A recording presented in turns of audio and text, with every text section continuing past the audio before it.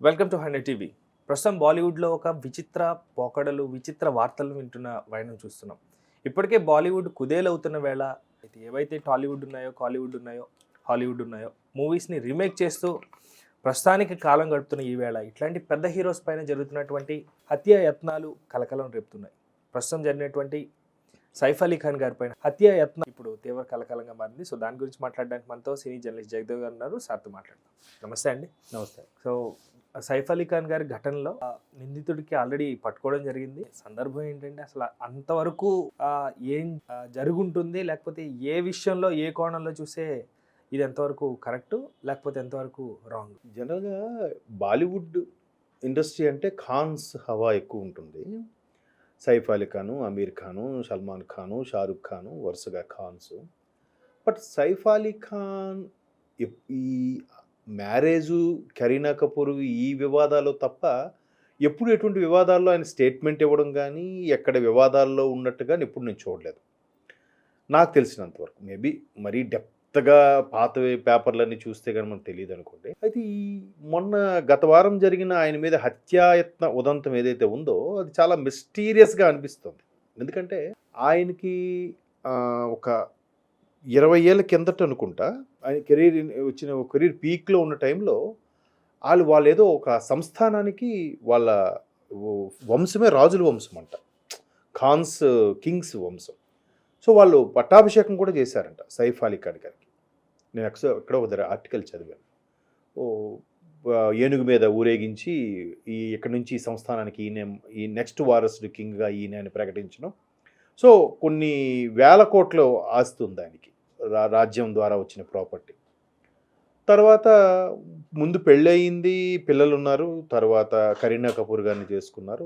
అతనికి చాలా ఏజ్ తేడా అయినా కూడా ఈమెకి చాలా అంటే ఇష్టం, పెళ్ళయింది, వాళ్ళిద్దరికి కూడా బాగున్నారు. అయితే ఇప్పుడు అటువంటి వ్యక్తి, పైగా సెలబ్రిటీ, రాజుల వంశం చెందిన వ్యక్తి, సెలబ్రిటీ, ఎంతో కొంత నేము ఫేమ్ ఉన్న నటుడు, హీరోలుగా అప్పట్లో ఏ దిల్లగి అనే సినిమాతో ఇంట్రడక్షన్ అయినట్టుంది. ఓలే ఓలే అనే సాంగ్ ఉంటుంది, అది ఇప్పటికీ రీమేక్ చేస్తుంటారు పబ్బుల్లో గట్ట. ఆయన సినిమాల సాంగ్. తర్వాత తూకిలాడి మీ అనారి అని, అనారి ఇంకా అనారి అని ఏవో రకరకాలుగా ఆయన సినిమాలు చాలా అప్పట్లో హిట్ అయ్యేవి. ఇది 80s 90sలో. సో అట్లాంటి ఇప్పుడు మరలా విలన్ గాను, క్యారెక్టర్ ఆర్టిస్ట్ గాను కూడా మన దేవరాలో అంటే ఆల్మోస్ట్ ఆల్ 60 అబోవ్ ఏజ్ ఉన్న అతను కూడా ఎన్టీఆర్ గారితో వయసు వాడిలా కనిపించాడు ఆయన. బాడీ మజిల్స్ మెయింటెనెన్స్ కానీ, అరే ఎంత పెద్ద ఇతను ఉంటాడా అని అనుకోం మనం.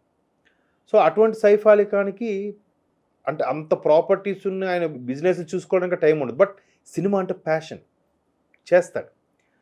డైరెక్ట్ ఏది చెప్తే చేస్తాడు. అంత ఒబీడియంట్గా ఉంటాడంట సెట్స్లో ఉన్నప్పుడు. ఆ గుడ్ విల్ ఉంది మళ్ళీ ఆయనకి. సో ఎక్కడ మరి శత్రువులు ఉన్నారు, ఏ పరంగా ఉన్నారు అనేది కూడా మనకి తెలియదు. మరి వ్యాపారం పరంగానా, సినిమాల పరంగానా? ఇప్పుడు సల్మాన్ ఖాన్ గారికి రీసెంట్గా అతన్ని చంపేస్తామనే ఏదో హత్యాయత్నం ప్రయత్నాలు జరిగాయంటే అప్పట్లో ఆయన కృష్ణ జింకని వేటాడాడు. భారతదేశం అదే మనకి దాన్ని ఏమంటారు, జాతీయ జంతువుగా మన నేషనల్ యానిమల్ కృష్ణ జింక కదా. మనకి ఆంధ్రప్రదేశ్కి తెలుగు రాష్ట్రాలకి కృష్ణ జింక ఉంది. బట్ కృష్ణ జింక అని పేరు ఎందుకు వచ్చిందంటే ఆ కృష్ణుడు భక్తులు ఎవరైతే ఉంటారో వాళ్ళు దాన్ని బాగా అమితంగా ఇష్టపడతారు, కృష్ణుడు స్వరూపంగా భావిస్తారట. ఆ కృష్ణుడి భక్తులు ఎవరో ఈయనకి మా కృష్ణ జింకను వేటాడాడు కాబట్టి బిష్నోయ్ గ్యాంగ్ సంథింగ్ వాళ్ళు చంపాలని చూస్తున్నారు. మనకి కార్తికేయ 2లో వాళ్ళు చూసారా, కృష్ణుడి యొక్క ఏదైతే ఉందో దాన్ని పట్టుకోవడానికి చంపడం కోసం ఏదో సంథింగ్, అదేదో జాతి వాళ్ళు ఉన్నారు అన్నట్టుగా. సో మేబీ అట్లాంటి సబ్జెక్ట్ తీసుకున్న డైరెక్టర్ కింద సినిమాలో పెట్టుండొచ్చు. సో ఇక్కడ కూడా బిష్నోయ్ గ్యాంగ్ ఎందుకో హత్యా ప్రయత్నిస్తున్నారంటే ఇది ఎక్కడో చదివాను. ఇట్లా కృష్ణ జింక వేటాడారు అప్పటి నుంచి వాళ్ళకి, సల్మాన్ ఖాన్. సో ఆయనకంటే ఒక ఏదో ఇష్యూ ఉంది. బట్ ఈయనకి సైఫ్ అలీ ఖాన్ గారి విషయంకి వస్తే అంత ప్రాపర్టీసు, ఒక సంస్థానానికి కింగ్గా పట్టాభిషేకమైన వ్యక్తి, ఒక బాలీవుడ్ స్టారు, ఒక సీనియర్ మోస్ట్ యాక్టరు, స్టైట్ సెక్యూరిటీ ఉంటుంది, బౌన్సర్స్ ఉంటారు. వీళ్ళందరినీ దాటుకొని ఒక సాధారణ సిటిజన్, అది కూడా ఏంటి బంగ్లాదేశ్ నుంచి వచ్చిన ఒక ముస్లిం, తన పేరు కూడా హిందూ పేరుగా మార్చుకొని ఆయన ఈ విధంగా దాని నుంచి రెక్కీ నిర్వహించి, ఆ సీసీ ఫుటేజ్లో కూడా చూస్తే ఆయన ఒక చిన్న బ్యాగ్ వేసుకొని ఏవో టీ షర్ట్ కొన్నాడని, తర్వాత షాప్కి వెళ్ళి ఏదో కూల్డ్ వాటర్ బాటిల్ కొన్నాడని, రకరకాలుగా అన్ని సీసీ ఫుటేజ్ ఆధారంగా పట్టుకున్నారు. బట్ ఎందుకు చంపాడు అనేది తెలియదు. ఎందుకు ఆ కక్ష ఏంటి అనేది తెలియదు.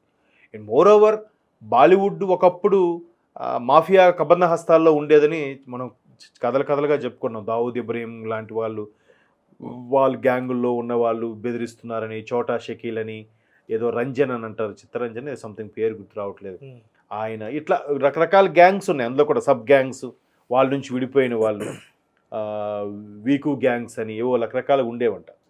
సో అట్లాంటి వాళ్ళు బెదిరించి చాలామంది హీరోయిన్లు లోబర్చుకున్నారని, కొంతమంది హీరోయిన్లు వాళ్ళ స్వలాభం కోసం వాళ్ళని పావులుగా వాడుకున్నారని రకరకాల కథనాలు అయితే విన్నాం. మరి ఈయనపై ఇటువంటి అటెంప్ట్ జరగడానికి అటువంటి రీజన్స్ ఉన్నాయా లేదా అనేది ముంబై పోలీసు డిసైడ్ చేయాలి. అది కూడా ఆయన ఒక రెస్టారెంట్లో వెయిటర్గా పనిచేస్తున్నారంట. పట్టుకున్న వ్యక్తిని కూడా, కానీ ఇక్కడ అప్రిషియేట్ చేయాల్సిన విషయం ఏంటంటే, ఘటన ఎంత దుర్మార్గమైనా, చేయరానిదైనా చేయాల్సిందైనా తర్వాత విషయం, 100 మంది పోలీసులు ఒక యూపీఐ పేమెంట్ ద్వారా విత్ ఇన్ ఫ్రాక్షన్ ఆఫ్ అవర్స్లో పట్టేసుకున్నారు. అంటే దానికి హర్షణీయం. అంటే ఇవాళ రేపు టెక్నాలజీ పెరిగింది కదండి. ఇంకోటి ఏంటంటే, శతకోటి దరిద్రాలకి అనంతకోటి ఉపాయాలని ఒక సామెత ఉంది తెలుగులో. నేరం చేసేవాడికి అదొక శాపం. ఎక్కడో దగ్గర దొరికేస్తాడు వాడు, ఏదో ఒక చిన్న క్లూ అని. ఇప్పుడు వాడైనా ఒక వాటర్ బాటిల్ కోసం యూపీఐ పేమెంట్ చేసిన ఆధారంగా దొరికేశాడంట. ఏ బ్యాంక్ ఉంది, ఆ బ్యాంక్ ద్వారా వాడు యూటిలైజ్ చేసే ఫోన్ నెంబర్ ఏంటి, ఆ నెంబర్ ఏ బ్యాంక్ కనెక్ట్ అయింది, ఎక్కడ కనెక్ట్ అయ్యింది అనే దాని మీద మొత్తానికి ట్రేస్ అవుట్ చేశారు. వాళ్ళకి కూడా నీళ్ళు తగ్గించింది.